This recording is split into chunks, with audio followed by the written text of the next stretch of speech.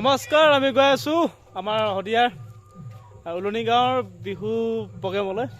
তাৰ ভিতৰত চাই দিব আপোনালোকে।